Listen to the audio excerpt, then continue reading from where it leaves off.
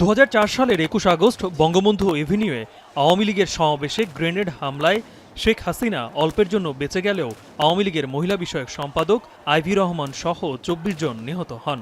মামলায় আসামি করা হয় বিএনপির ভারপ্রাপ্ত চেয়ারম্যান তারেক রহমান, সাবেক স্বরাষ্ট্র প্রতিমন্ত্রী লুৎফুজ্জামান বাবর সহ 52 জনকে।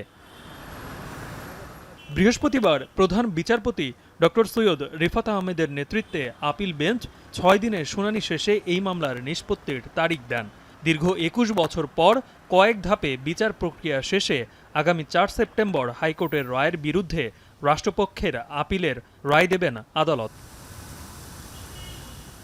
মামলার চূড়ান্ত শুনানিতে আসামি পক্ষ বলেন, 21 আগস্ট গ্রেনেড হামলায় হাইকোর্টের খালাসের রায় বহাল রাখা হলে আইনের শাসন প্রতিষ্ঠা পাবে। তারেক রহমান দেশে না থাকায় তার খালাস পাওয়া নিয়ে কোনো জটিলতা নেই বলেও মনে করেন তার আইনজীবী। যদি তারেক জিয়া সাহেব আপিল নাও করে থাকেন, কোর্ট সুমোটো তাকে সেই রিলিফ দিতে পারেন, এবং যেটা আমরা হাইকোর্ট বিভাগে এই প্রার্থনা করার পর হাইকোর্ট বিভাগ সেখানে ওনার জাজমেন্টে এটা লিখেছেন যে non appealing accused also will get the benefit of this judgement. Torture করে যে স্বীকারোক্তি আদায় করা হয়েছে সেই স্বীকারোক্তিতে এবং সেই স্বীকারোক্তিগুলো প্রত্যেকটা স্বীকারোক্তি আবার আসামিরা তাদের যে মুফতি হান্নান তার জীবদ্দশা এবং অন্যান্য আসামিরা এই স্বীকারোক্তিগুলি প্রত্যাহার করেছেন।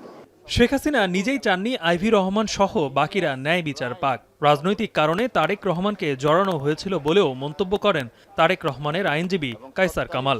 আর এই ধরনের মামলায় ন্যায় বিচার যেন প্রতিষ্ঠিত হয় সেজন্য আলাদা কমিশন গঠন করে বিচার করার প্রস্তাব দেন আইনজীবী শিশির মনির। দেখা গেল যে প্রকৃত দোষীদের শাস্তি দিতে গেলে হয়তো থলের বিড়াল বের হয়ে যাবে, যে কারণে শেখ হাসিনা তার রাজনৈতিক উদ্দেশ্য এবং প্রতিহিংসার হিসাবে জনাব তারেক রহমান সাহেবকে এই মামলায় অন্তর্ভুক্ত করলেন শুধুমাত্র রাজনৈতিক কারণে। সিনিয়রকে সাক্ষী করেছেন, জুনিয়রকে আসামি বানিয়েছেন।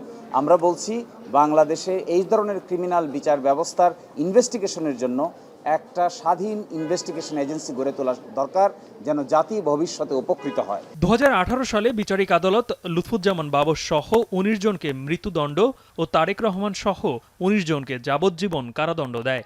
আওয়ামী সরকারের পতনের পর 1 ডিসেম্বর এই মামলায় হাইকোর্ট যথাযথ সাক্ষ্য প্রমাণ না পাওয়ায় সব আসামিকে খালাস দেন।